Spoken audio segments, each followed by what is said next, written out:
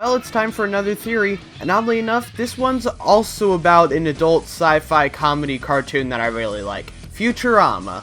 Honestly, I'd say I like this show better than Rick and Morty. But anyway, what this theory today is about. It has to do with the last episode of the series, Meanwhile. And yes, this is the last episode. For those who don't know, Futurama had a total of 4 different finales. This one is the actual last episode of the show, though. Unless, of course, they revive it a 3rd time. This episode really does have mixed reception among fans. Me personally, I thought this episode was good, but I thought that the first finale, The Devil's Hands Are Idle Playthings, was better. People who like this episode like it because it's heartfelt, and some like the fact that they ended on an infinite loop, and those who hate it because it ends the series on an infinite loop. And if you read the title, you know that's what I'm going to be talking about. So yeah, I'll be saving this episode for some people and ruining it for others. So just like with my Rick and Morty theory, I think I'm going to go over what happens in this episode before I actually get down to the analyzing. So basically the premise of the episode is that Fry has finally decided that he's going to propose to Leela. Also, the professor came up with a new invention, the time button. When you press it, it sends you back in time 10 seconds, but it also takes 10 seconds to recharge, so you can't just go back as far as you want. Fry and Bender steal the time button, and Fry uses it to prepare for his date with Leela. Fry has Leela meet him at the Vampire State Building, but since his watch is all messed up from the time button, he thinks Leela's blown him off and he tries to kill himself. Fry realizes his mistake, but he realizes it a bit too late as he's been falling for more than 10 seconds. Eventually the gang shows up and saves Fry, but Fry lands on the time button, freezing everything in the universe except for him and Leela. And the rest of the episode is Fry and Leela living out their lives together with everything else in the universe frozen. And at the end of the episode, the professor shows up and tells Fry and Leela that he can take them back in time, to right before he came up with the idea for the time button. And since the first episode of the series aired immediately after this one, a lot of people speculated that that meant the series went in an infinite loop. However, I'm here and I have proof that that's not the case.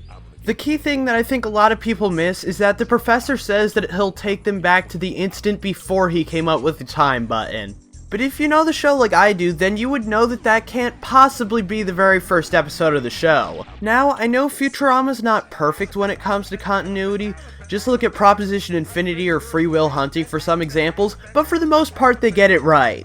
For starters, the professor could not have come up with the time button before Bender's big score because at one point in that episode, he seemed to be under the impression that time travel was impossible. Also, in the late Philip J. Fry, the professor seems very against the idea of backwards time travel, which in a sense the time button is a form of. Plus, it's highly unlikely that the professor would be working on 2 time travel projects at the same time. Now I know what you guys are thinking, but Defaultilizer, doesn't that mean that there's still an infinite loop and it just goes back to a later point in the series? I mean, that doesn't prove that the professor didn't create the time button again, and yeah, you would be right. But I do have a theory of how the time button didn't get created this time around. I have a feeling if the path leads to right before the professor came up with the time button, it would stop him from coming up with the time button. Kinda like the events of the Dan vs. episode Dan vs. the Family Cruise. When Dan and Chris get sucked into the Catalina parallelogram, it takes them back in time and alters the events at the beginning of the episode slightly so Dan doesn't end up getting on the cruise and screwing everything up. I know it's weird that I'm bringing up another show, but this could easily translate over to Futurama. The Universal Time Travel Code introduced in Bender's Big Score has a built-in anti-paradox filter, so any clones created by time travel will get killed through random chance. It would make sense that the time travel method that the professor made would include something along those lines to, stop time itself from being destroyed. But before I end this, I'm going to pose another question. What would the series be like without the time button? Well, since it was only in this episode, only this episode would be changed by it, so what would change?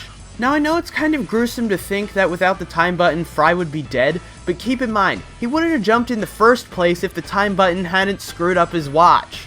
So does that mean that the episode would have ended with Leela's hand getting bitten off? Well, no, because of the fact that Fry wouldn't have been able to steal all those diamonds for the ring without the time button.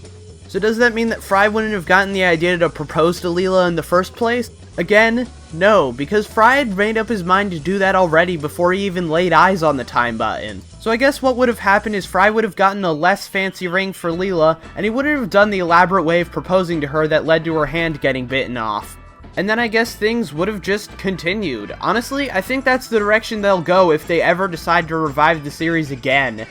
I know people are satisfied with this ending, but considering the fact that the series came back from the dead with its quality intact twice, I doubt many people would be opposed to the idea of more Futurama. I'm DeFoffalizer, and next week is Top 10 Games of 2015.